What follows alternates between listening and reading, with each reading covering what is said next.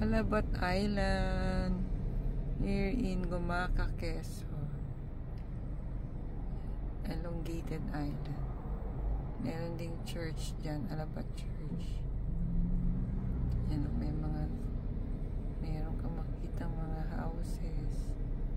The Alabat Island of Quezon. Yan, elongated siya talaga. So, kaya pala tayo 7,000 island. High tide, low tide, and because of these islands.